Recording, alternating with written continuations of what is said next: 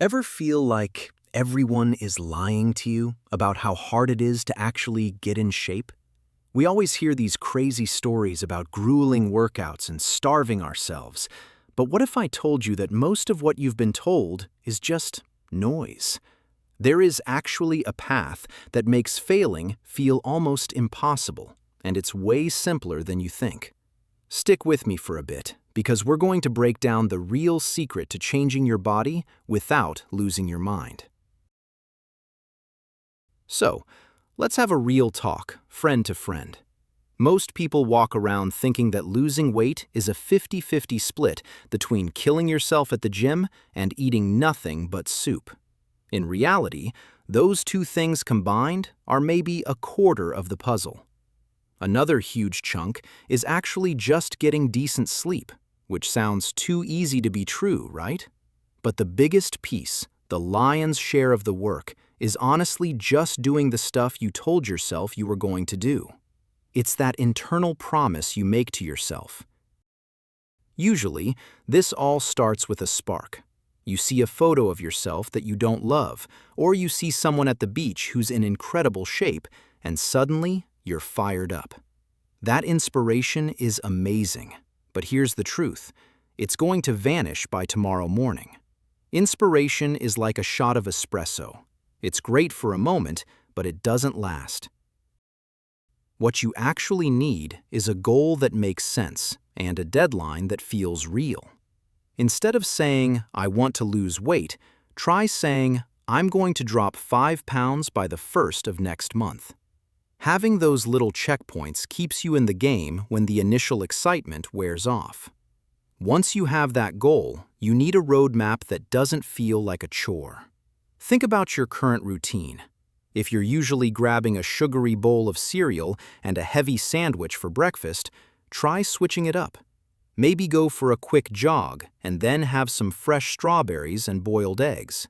It sounds small, but that one shift can literally melt away pounds over a few weeks. The trick is to set yourself up for success the night before. If you have your running shoes by the door and your eggs already boiled in the fridge, the easiest thing to do in the morning is just follow the plan. Quick pause.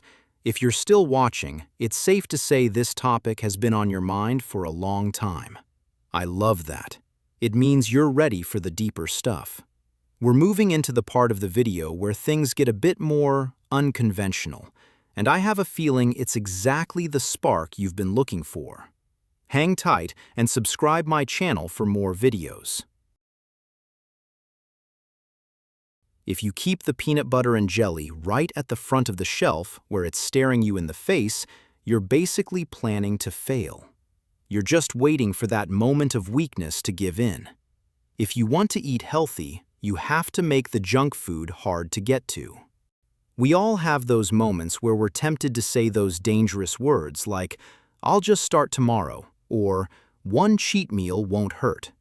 That's when you need a little bit of willpower. Think of willpower like a muscle you can train. Anticipate the excuses you're going to make and practice saying no to them before they even happen. But don't rely on willpower for everything because it runs out. The real cheat code is turning these actions into habits. When you reach a point where you just naturally head out for a walk or reach for fruit without thinking about it, the battle is already won. It gets easier every single day you do it until it's not even a diet anymore. It's just who you are. Now, how do you actually know if it's working? Scales can be tricky.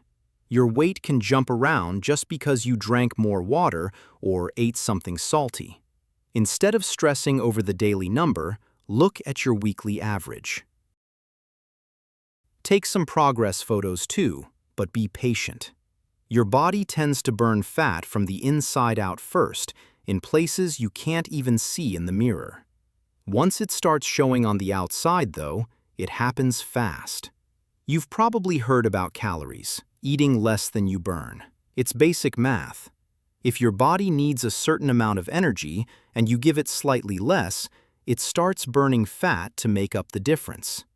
You can go super low on calories to see results faster, but that usually backfires because it's miserable to maintain.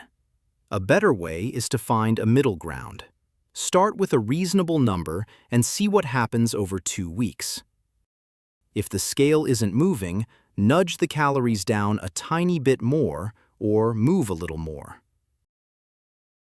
You can get really technical with apps and food scales, which is great for some people, but you can also just be smart about it. If you're estimating, always round up. That snack you think is 200 calories? Just call it 300 to be safe. And speaking of snacks, honestly, most of us snack because we're bored or stressed, not because we're actually hungry. If you can cut out the mindless grazing and stick to your main meals, you've already won half the battle. Let's talk about what's actually on your plate. You don't need to be a scientist, but you should know that fats, even healthy ones like nuts and oils, are very calorie-dense. A small handful of trail mix can have more energy than a massive bowl of fruit. And when people talk about bad carbs, they aren't talking about apples or oats. They're talking about the processed stuff that's designed to make you want more. You can still eat that stuff occasionally, but it makes the journey way harder because it leaves you feeling empty and hungry an hour later. The easiest way to lose weight without losing your mind is to just eat real food. Swap the chips for berries. Swap the white bread for whole grains. These foods fill you up so much that you'll naturally eat less without even trying. This is why 200 calories of strawberries looks like a mountain compared to a tiny serving of cookies. Here are a few more pro tips from my experience. Drink way more water than you think you need. Often, when we think we're hungry, we're actually just thirsty. Keep a big bottle with you at all times. Also, watch out for liquid calories. It's so easy to drink 500 calories in a soda or a fancy coffee, and it doesn't fill you up at all. If you have a sweet tooth, try the zero-calorie sodas or use spices and low-cal sweeteners to make your healthy food taste better. Try to aim for 3 to 5 meals a day. Some people like eating just once a day, but most people end up crashing and burning on that plan. Find a rhythm that fits your life. And remember, hunger comes in waves. If you feel a pang of hunger, just wait 10 minutes. It usually passes. Focus on protein too, because it keeps you full and actually takes more energy for your body to digest. When it comes to the gym, don't overcomplicate it. Lifting weights is great because it boosts your metabolism and helps you look toned. But honestly, just walking more is a total game changer. Aim for 10,000 steps. It's like a hidden way to burn extra energy without feeling exhausted. Do some cardio if you enjoy it, but don't feel like you have to do hour-long sessions if you hate them. Even just being less sedentary, cleaning the house, taking the stairs, or just standing up more adds up to way more than you'd think. If you slip up and eat something you shouldn't have, don't throw away the whole week. One bad meal doesn't ruin your progress any more than one good meal makes you fit. Just get right back on track with the next thing you eat. Finally, please do not overlook sleep. It's the most underrated part of this whole thing. When you're tired, your hormones go haywire, making you crave junk food and making it harder for your body to let go of fat. It's the foundation for everything else.